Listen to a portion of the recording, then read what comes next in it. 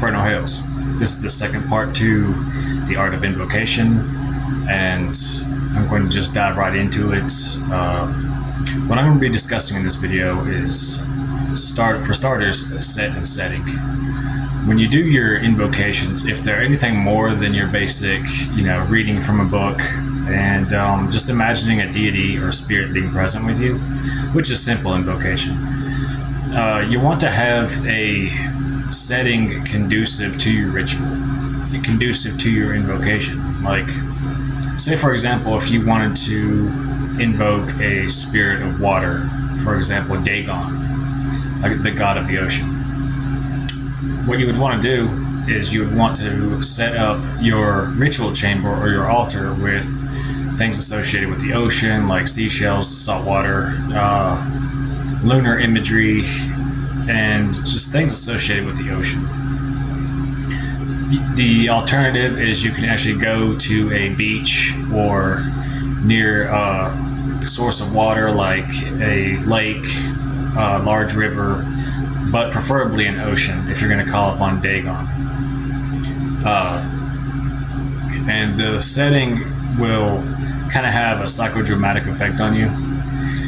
Different occult orders and different occult groups have mentioned this before. Like, say, if you're going to work with a darker spirit or demon, say like King Belial, you could find a location where you won't be disturbed by anybody that you've never been to before, say like a rock quarry that's abandoned, or an old forest, or a forgotten abandoned place. Just some place that'll kind of creep you out, and go there at nighttime. It's called Via Nocturna.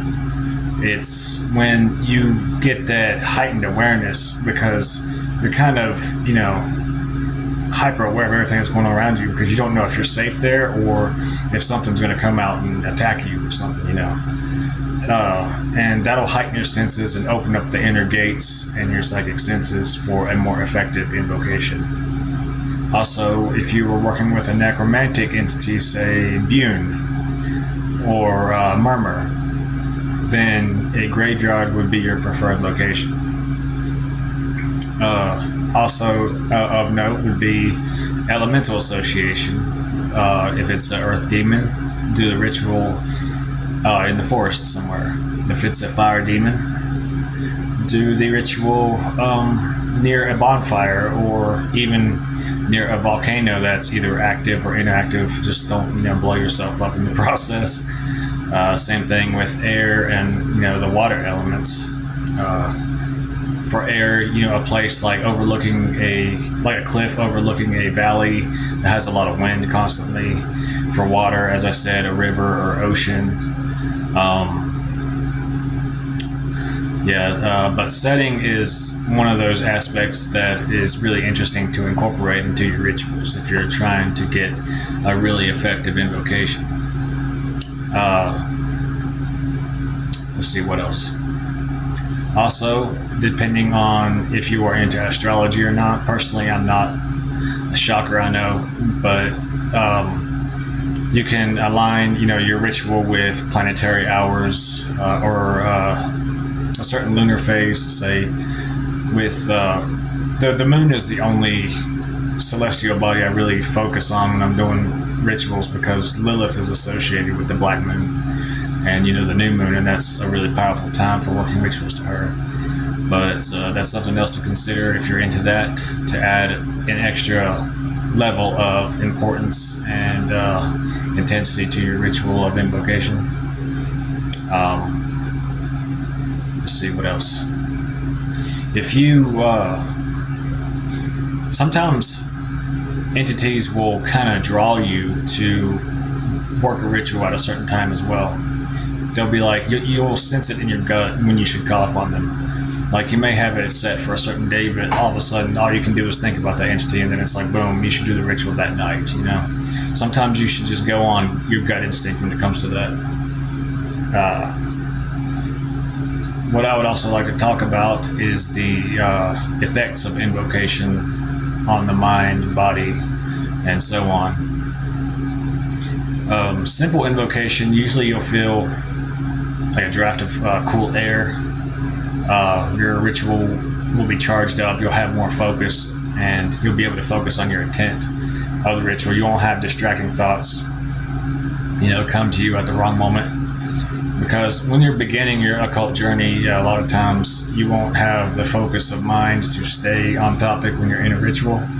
But when you say an invocation, it kind of sets the stage for complete focus, and the entity or deity will help you maintain that one-track mind for your ritual success. As I said, sometimes you'll feel a wind, sometimes you'll have a cold chill go up your body, sometimes it'll feel electric. You may have insomnia afterwards, but those are some of the side effects.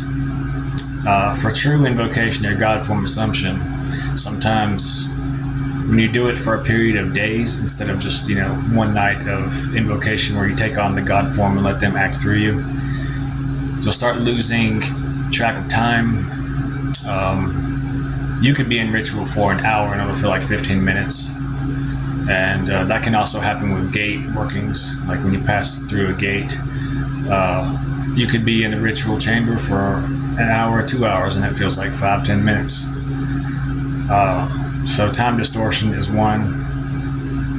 As the entity takes over you more and more, if you do a prolonged invocation, as I said, you'll have gaps in time because their consciousness is taking over and your consciousness takes a back seat to it.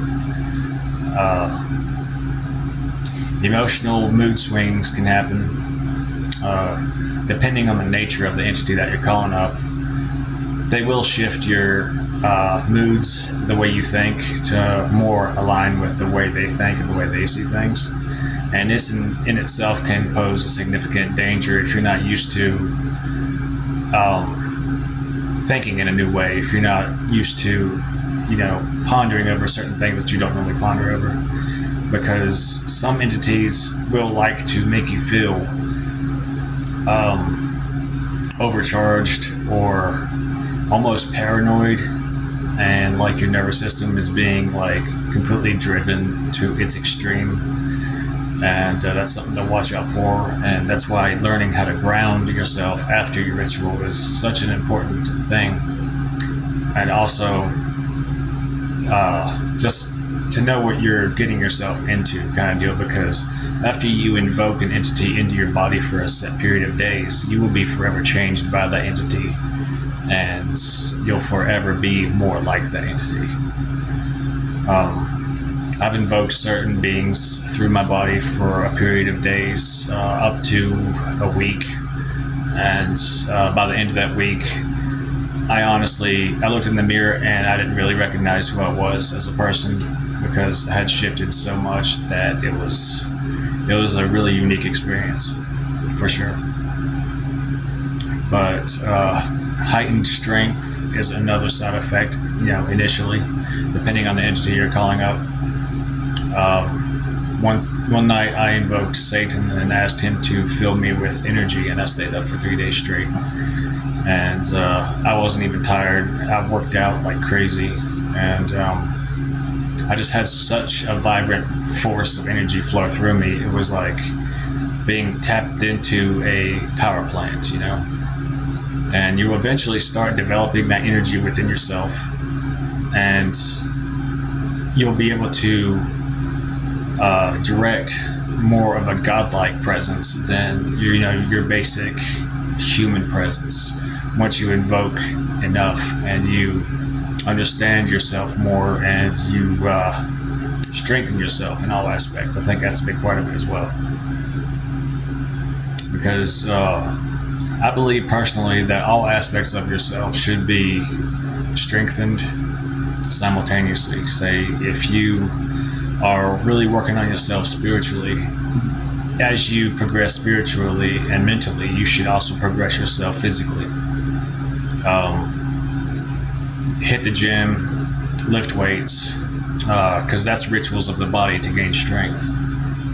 And as you grow in strength mentally and spiritually, grow in strength physically.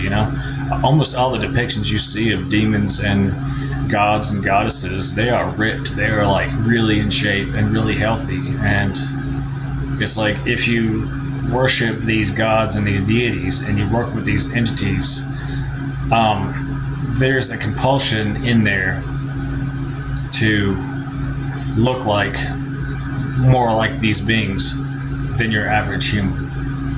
You know, that's why sometimes I can't get some of these darker occult groups who claim to be all about chaos and disorder and working with these really chaotic entities and deities, but they have almost like a droll,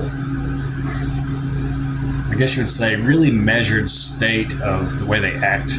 You don't see that chaotic aspect in their life, you know. But if you're drawing down the chaotic currents, you're gonna have aspects to yourself that are very, very chaotic, and you'll need an outlet for that energy,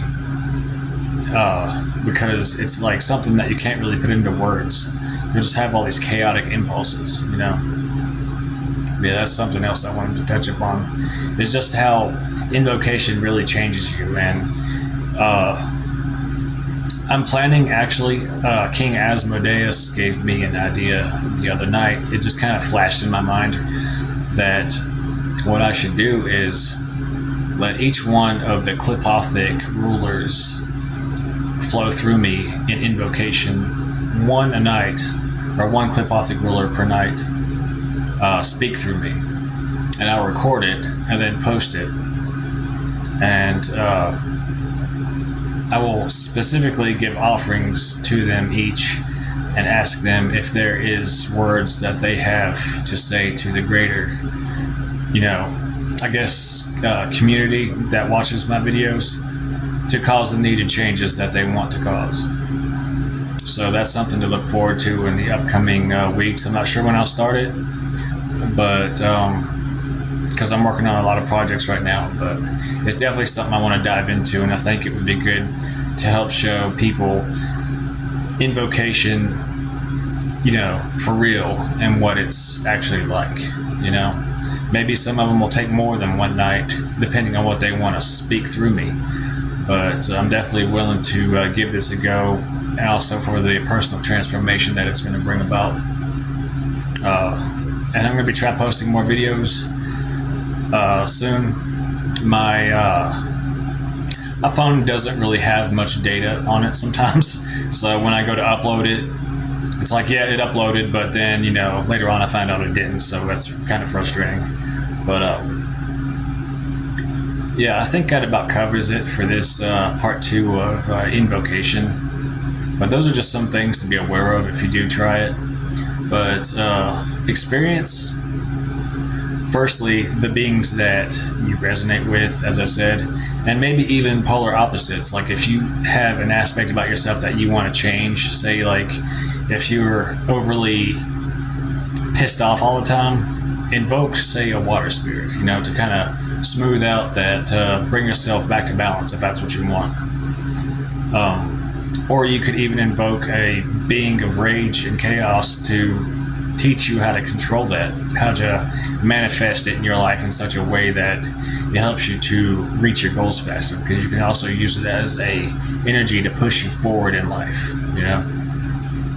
But I hope all of you are well. If you like this video, like, subscribe, share. Hail Lilith.